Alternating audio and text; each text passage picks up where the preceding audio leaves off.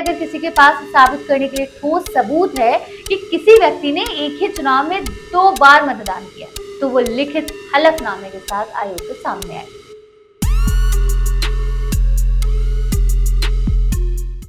नमस्ते, मैं आमिना और आप देख रहे हैं आपकी खबर। आज हम ऐसे मुद्दे पर बात करने जा रहे हैं जो इन दिनों राजनीतिक गलियारों में चर्चा का विषय बना हुआ है।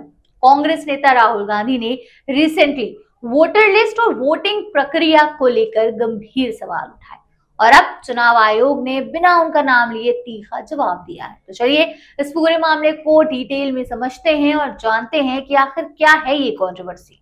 हुआ यूं कि पिछले कुछ समय से राहुल गांधी और कांग्रेस पार्टी चुनाव आयोग पर लगातार निशाना साध रही है। राहुल गांधी ने दावा किया है कि वोटर लिस्ट में गड़बड़ियां हो रही हैं और वोटिंग प्रक्रिया में ट्रांसपेरेंसी की कमी है।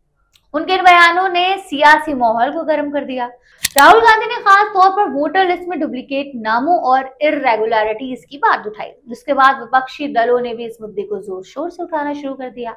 लेकिन अब चुनाव आयोग ने इस मामले पर अपनी चुप्पी तोड़ी और एक सख्त बयान जारी किया है। चुनाव आयोग ने बिना किसी नेता या दल का नाम लिए स्पष्ट शब्दों में कहा है कि भारत में एक व्यक्ति एक वोट का सिद्धांत 1951 से 52 के पहले आज चुनाव से लागू है और आज भी पूरी तरह से प्रभावी है। आयोग ने कहा कि अगर किसी के पास साबित करने के लिए ठोस सबूत है कि किसी व्यक्ति ने एक ही चुनाव में 2 बार मतदान किया, तो वो लिखित हलफनामे के साथ आयोग के सामने आए। आयोग ने इसे खुली चुनौती की तरह पेश किया। आयोग ने ये भी जोड़ा कि बिना सबूत के देश के करोड़ों मतदाताओं को वोट चोर जैसे शब्दों से नवाजना न केवल उन मतदाताओं का अपमान है, बल्कि लाखों चुनाव कर्मियों की मेहनत और निष्ठा पर भी सवाल उठाता है।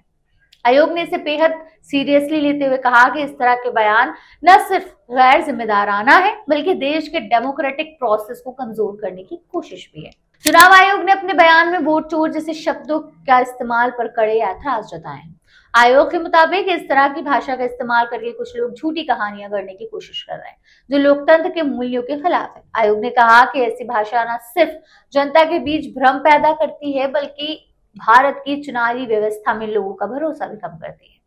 आयोग ने यह भी याद दिलाया कि भारत की चुनावी प्रक्रिया दुनिया के सबसे बड़ी और ट्रांसपेरेंट डेमोक्रेटिक सिस्टम में से एक है। हर वोटर का वोट बराबर इंपॉर्टेंस रखता है और इसे इंश्योर करने के लिए आयोग हर चुनाव में कड़े कदम भी उठाता है।